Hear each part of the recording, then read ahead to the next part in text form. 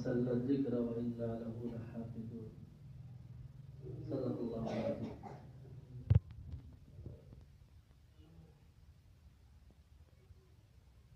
آج کی اس پروقار محفل میں تشریف لائے ہوئے تمام معزز مہمانان کرام اور عزیز طلبہ اور مدرسہ کے جملہ اساتذہ کرام،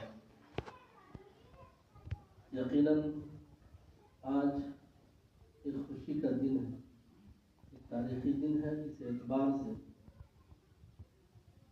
کہ آج عزیزم بابو اطہر صلی اللہ علیہ وسلم حفظ قرآن کو اپنے سینے میں محفوظ کر دیا ہے، اور یہ دولت اتنی بڑی ہے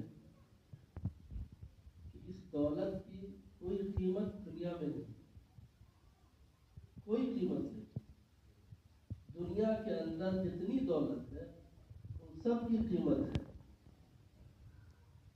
اور اس دولت کی کوئی قیمت نہیں۔ اس کی وجہ یہ ہے کہ اللہ کے رسول جناب محمد رسول اللہ صلی اللہ علیہ وسلم نے ارشاد فرمایا خیرکم من تعلم القرآن، کہ دنیا میں سب سے بہتر وہ ہے جو قرآن پڑھتا ہے، سیکھتا ہے، اور پھر آگے فرماتے ہیں جو سکھاتا ہے۔ یہ نہیں پڑھتا پڑھنے کے بعد پھر سکھاتا ہے، سب سے بہتر ہے دنیا میں۔ تو معلوم انمول اس وجہ سے ہو گیا کہ اللہ کے رسول کائنات جس کے صدقے میں بنا، وہ کائنات کے آقا یہ بتا رہے ہیں کہ دنیا میں سب سے بہترین آدمی یہ ہے جو قرآن کی دولت کو اپنے سینے میں محفوظ کر لے اور پھر اس کی اشاعت عام کرے، یعنی تعلم الناس تعلم القرآن وعلم الناس، کہ قرآن کو سیکھے اور لوگوں کو سکھائے، یہ سب سے بہتر ہے۔ اس اعتبار سے دنیا میں سب سے قیمتی نعمت اور سب سے بڑی دولت آج بابو اطہر صلی اللہ علیہ وسلم نے اپنے سینے میں محفوظ کر لیا ہے۔ تو سب سے پہلے ہم مبارکباد دیتے ہیں ان کے والد محترم حضرت مولانا نظام الدین صاحب دامت قیومہم العالیہ جو ابھی اس وقت تشریف فرما ہے۔ ظاہر سی بات ہے ان کے والدین کی جو دلی جذبات ہیں وہ لفظوں میں اظہار نہیں کیا جا سکتا ہے کہ ان کی جو تمنا تھی، جس مقصد سے مدرسے میں انہوں نے اپنے بچے کا داخلہ کروایا، آج ان کا مقصد پورا ہوا ہے۔ اور مزید آگے دعا کریں کہ اللہ تعالی حفظ قرآن کی محافظت کرنے کی توفیق عطا فرمائے۔ بس دو تین باتیں آپ سے عرض کرنی ہے اس موقع سے کہ اللہ کے رسول صلی اللہ علیہ وسلم نے ارشاد فرمایا کہ دنیا کا یہ اصول ہے کہ دنیا کا ہر کوئی آدمی کسی نہ کسی کو خاص رکھتا ہے، یعنی کسی نہ کسی کا کوئی خاص ہوتا ہے، کوئی اپنا ہوتا ہے، کوئی ہم نشی ہوتا ہے جس کے پاس اٹھتا ہے، بیٹھتا ہے، باتیں کرتا ہے، راز کی گفت و شنید کرتا ہے۔ کل قیامت میں اللہ کے نزدیک، اللہ کے رسول صلی اللہ علیہ وسلم کے نزدیک جو سب سے قریب ہوگا، اللہ کے قریب ہوگا اور خاص ہوگا، وہ خاص حافظ قرآن۔ کون ہوگا؟ حافظ قرآن ہوگا۔ یہ خصوصیت حافظ قرآن کو نصیب ہے۔ ایک مرتبہ ہم نے ایک اور پڑھا تھا کہ اگر امارت اور سلطنت دینے کی باری آئے اور وقت آئے تو سب سے پہلے جو فوقیت دی جائے گی وہ حافظ قرآن کو دی جائے گی۔ آگے تشریف حافظ قرآن کو یہ فوقیت دی جائے گی کہ اس کو امارت اور سلطنت دی جائے کہ وہ سلطنت کو چلائے۔ کیوں؟ اس لیے کہ وہ دنیا کے سب سے بڑی عظیم قیمت کو، قیمتی چیز کو اپنے سینے میں وہ محفوظ کیے ہوگا۔ حضرت عمر فاروق رضی اللہ عنہ کا دور تھا، وہ ایک وقت گشت کر رہے تھے تو مکہ کے جو گورنر مقرر تھے اس وقت سے ملاقات ہوئی، تو حضرت عمر نے ان سے پوچھا کہ فلاں وادی کے اندر کس کو تم ذمہ دار بنائے؟ کہا کہ فلاں آدمی ہے، نافع ابن فلاں، وہ جو ہے وہ ذمہ دار بنا ہے وہاں کا۔ کہا کہ ارے وہ تو غلام ہے اور غلام کو تم سردار بنا دیے ہو۔ تو انہوں نے کہا کہ حضور سردار اس معنی کر بنایا اس لیے کہ وہ قاری قرآن ہے، حافظ قرآن ہے۔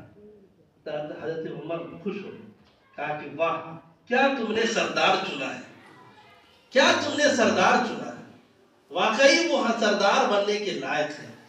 اللہ کے رسول قرآن میں اللہ کے رسول ارشاد فرماتے ہیں کہ جو آدمی حفظ قرآن کو اپنے سینے میں محفوظ کر لے وہ سب سے ممتاز ہے، سب سے اعلیٰ ہے، سب سے عرفہ ہے، اس کا مقام بڑھ جاتا ہے صرف اس بنا پر کہ وہ قرآن کریم کو سینے میں محفوظ کر لے۔ یہ الگ بات ہے کہ ہماری اور آپ کی نظروں میں اس کی وقت اور اس کی کا جو مقام ہے وہ سمجھ میں نہ آئے، مگر سمجھ میں کب آئے گی؟ آنکھیں بند ہو جانے کے بعد آخرت میں معلوم چلے گا کہ اللہ نے حافظ کا کیا مقام رکھا ہے، حافظ کا کیا مقام رکھا ہے اور قاری قرآن کا کیا مقام رکھا ہے۔ قرآن خود کہتا ہے کہ سنو، اگر تم ہم کو پڑھو گے، یاد کرو گے، اس کو سینے میں محفوظ کر لو گے تو تم حافظ بن جاؤ گے، اور اگر تم اس کو سوار کے پڑھو گے، خوبصورتی کے ساتھ پڑھو گے تو تم قاری کہلاؤ گے، اور اگر اس کی تم تبلیغ کرو گے یعنی لوگوں کو بتاؤ گے دین کی بات تو تم عالم کہلاؤ گے، اور اس کی تم تفسیر کرتے ہو تو تم مفسر کہلاؤ گے، اور اگر اس کے مطابق تم فیصلہ کوئی کرتے ہو تو تم قاضی کہلاؤ گے۔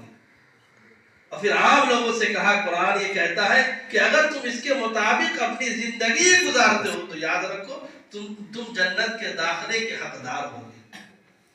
یہ قرآن ہم سے کلام کرتا ہے اور بتاتا ہے۔ تو اصل بات یہ ہے کہ ہم سب کی زندگی میں قرآنی تعلیمات اور قرآنی جو لگاؤ ہے وہ ہماری زندگی کے اندر آ جائے، اس کی ہم تک کوشش کرنی چاہیے۔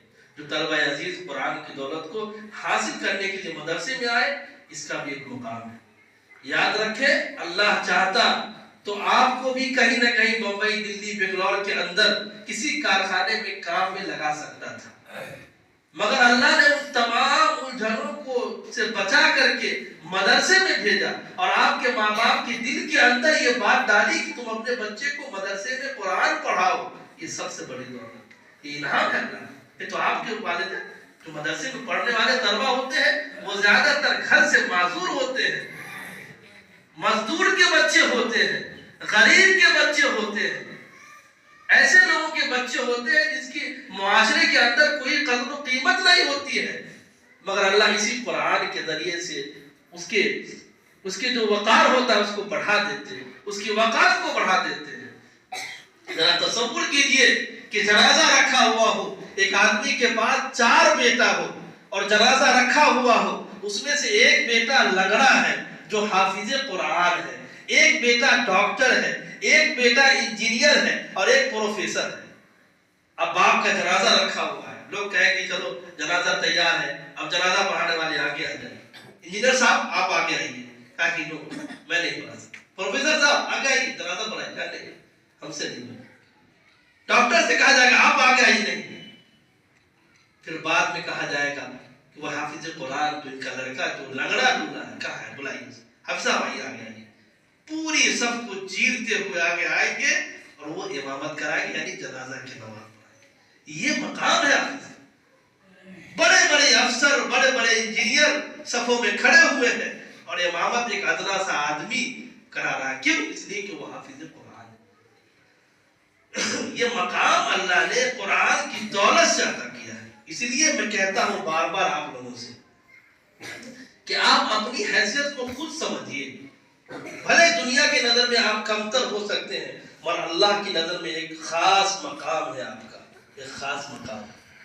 اللہ کرے کہ جس علم دین کو حاصل کرنے کے لیے ہم سب یہاں آئے ہوئے ہیں، اللہ اس پر عمل پیرا ہونے کی توفیق عطا فرمائے اور پوری زندگی قرآن اور سنت کے مطابق گزارنے کی توفیق عطا فرمائے۔ اور کچھ بات